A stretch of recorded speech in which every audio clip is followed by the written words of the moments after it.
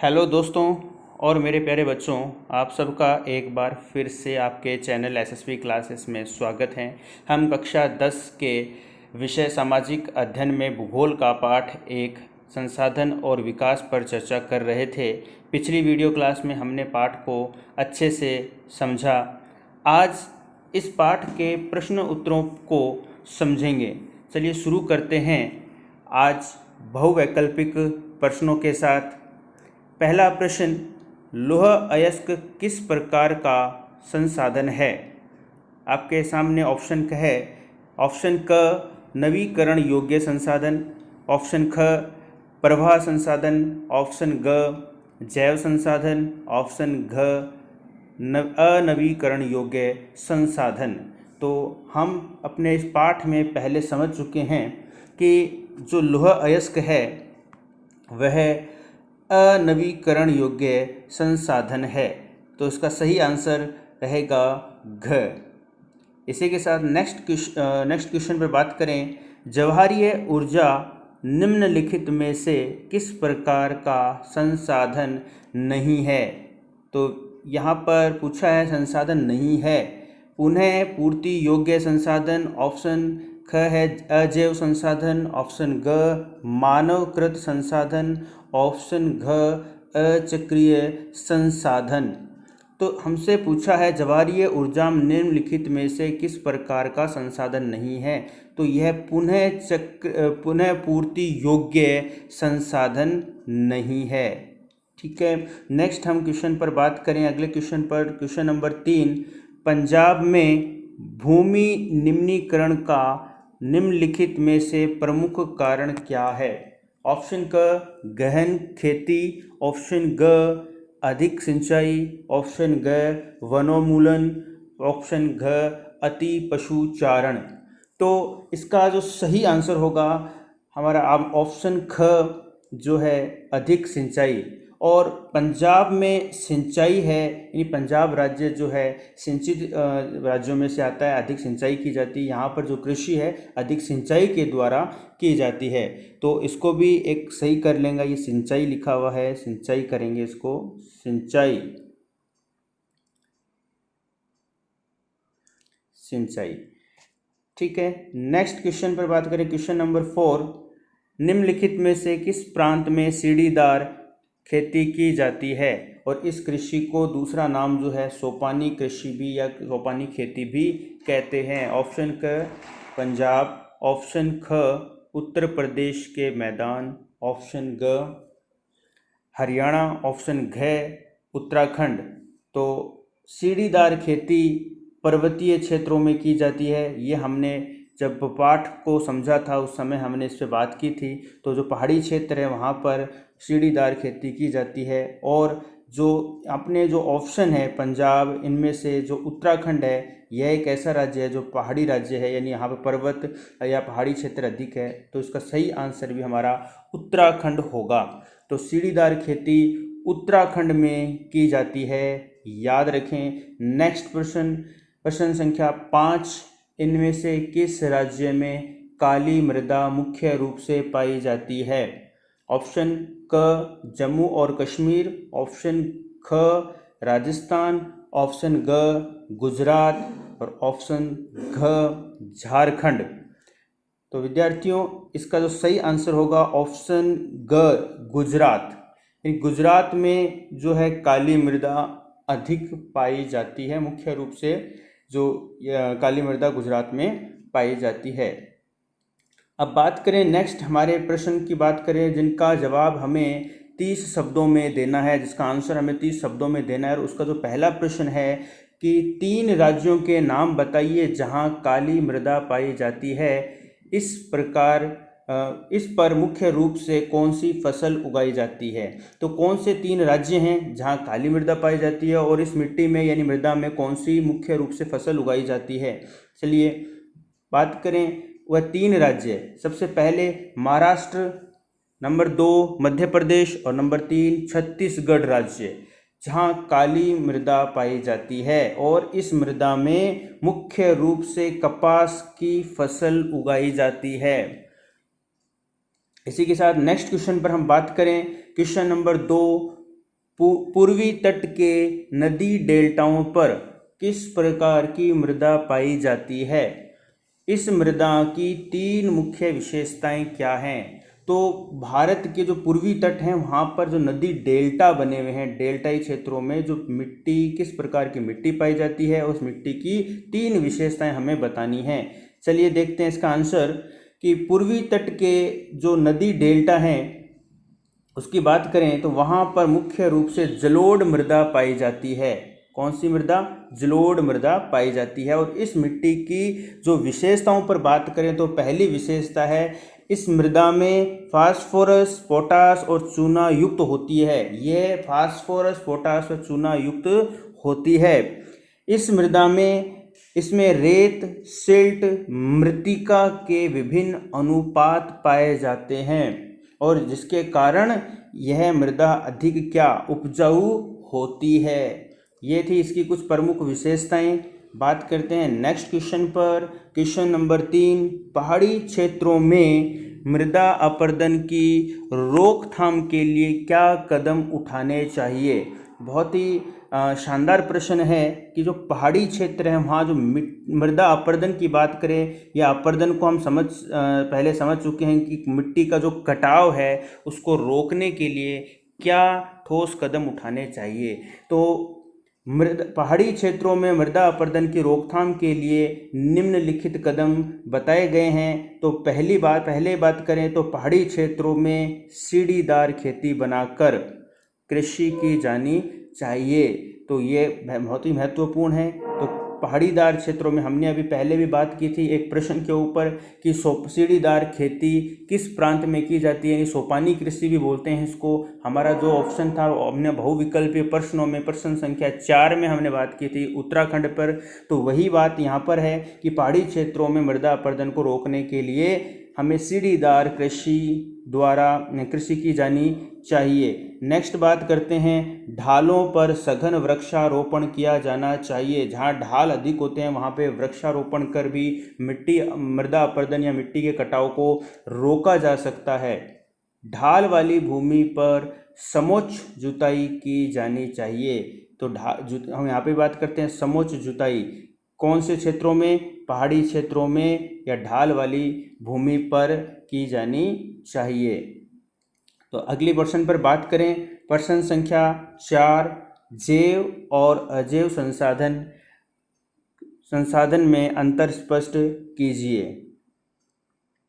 तो सबसे पहले बात करें जैव संसाधन पर, वे संसाधन जिनकी प्राप्ति जीवमंडल से होती है तथा जिसमें जीवन पाया जाता है वह जैव संसाधन कहलाते हैं। जैसे मनुष्य और पशु, जैसे इनमें जीवन पाया जाता है, इसी प्रकार इनके उदाहरण की बात करें तो जैव संसाधन के कौन से उदाहरण हैं? मनुष्य और पशु जैव संसाधन के उदाहरण हैं और इनकी प्राप्ति जो है जीवमंडल से होती है और इनमें जीवन पाया जाता है। तो ऐसे संसाधनों को हम जैव संसाधन कहते हैं।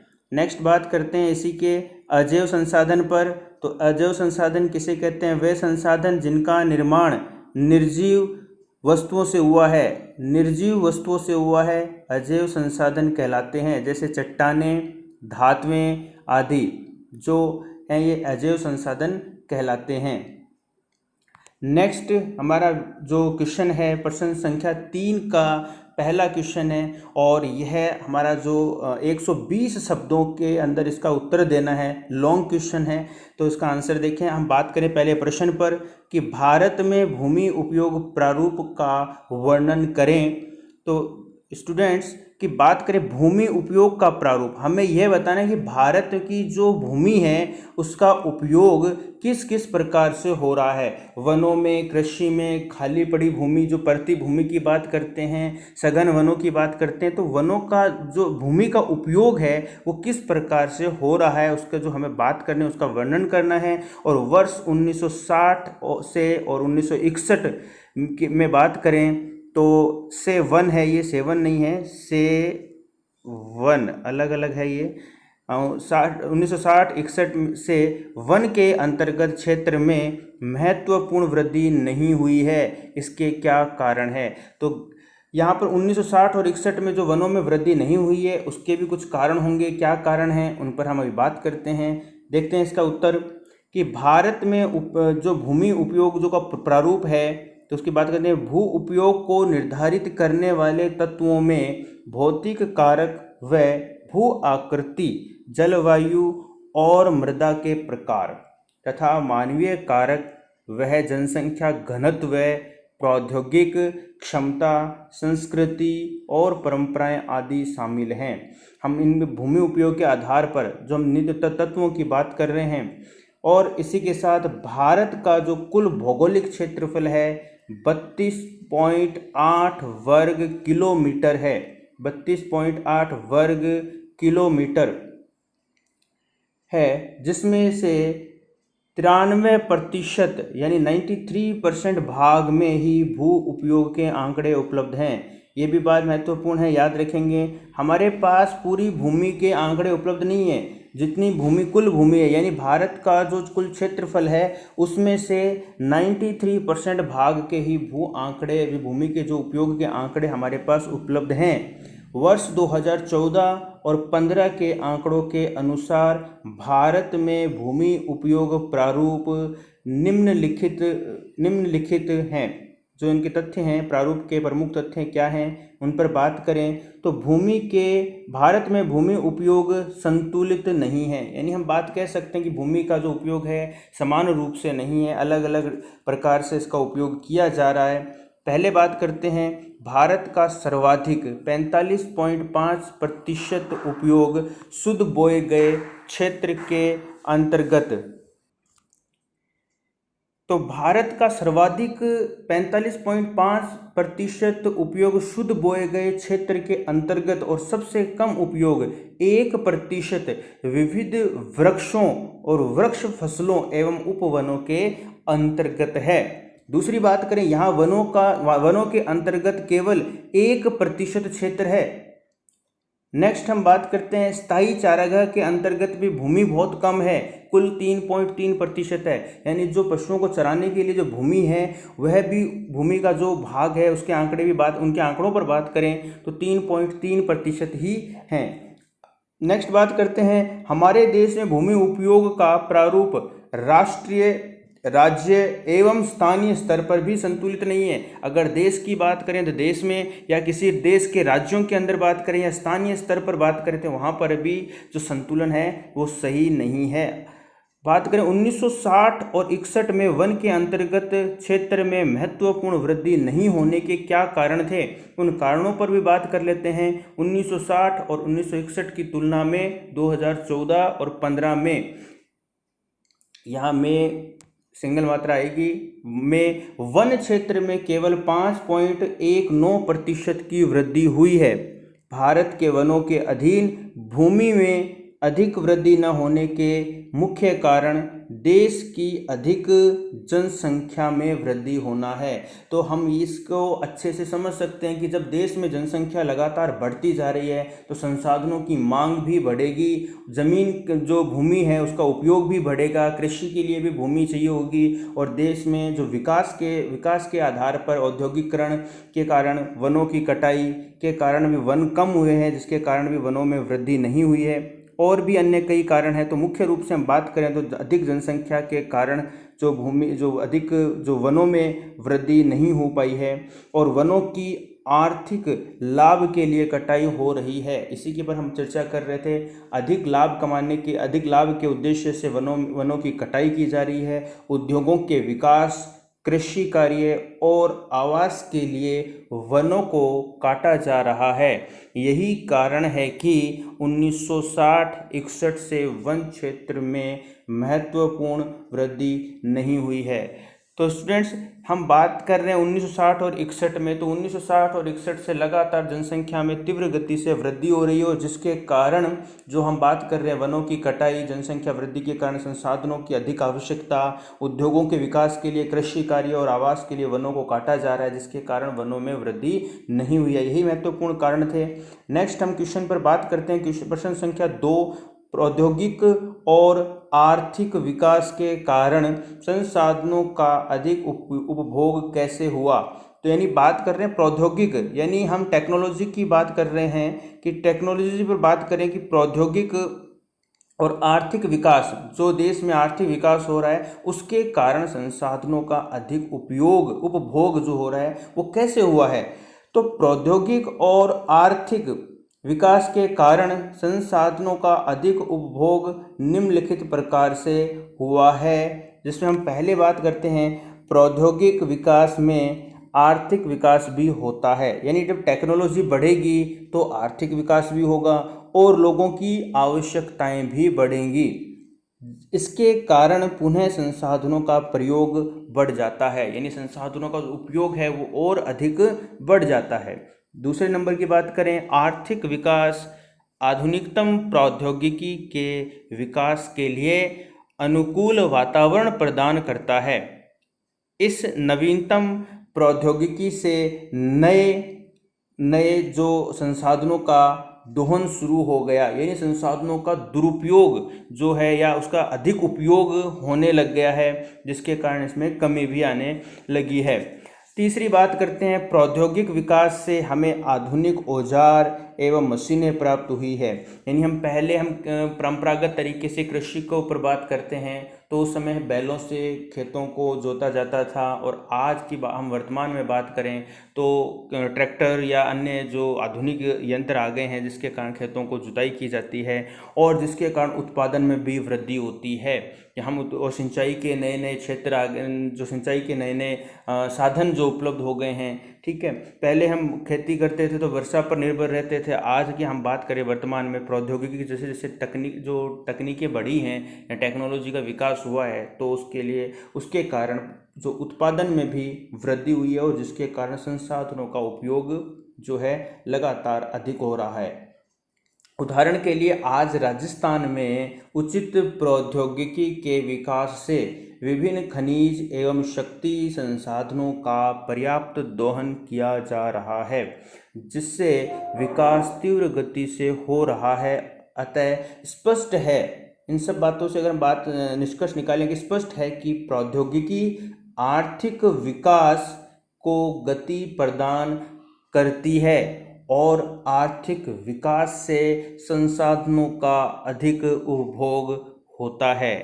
तो स्टूडेंट्स, ये थे पाठ 1 संसाधन और विकास के प्रश्न उत्तर, जिसको आज हमने समझा। इसी के साथ यह जो पाठ है आज समाप्त होता है और इसी पाठ से कुछ वस्तुनिष्ठ और अन्य कुछ महत्वपूर्ण प्रश्न जो रहेंगे वो एक अगली वीडियो में हम उस पर बात करेंगे। तो आज की जो क्लास है इसमें हमने जो प्रश्न उत्तरों पर बात की, और इस पाठ से संबंधित कोई भी डाउट्स अगर किसी स्टूडेंट्स को रहते हैं, कोई समस्या रहती है तो कमेंट में लिखें, आपकी सभी समस्याओं का समाधान किया जाएगा। मिलते हैं फिर अगले पाठ के साथ, तब तक के लिए धन्यवाद।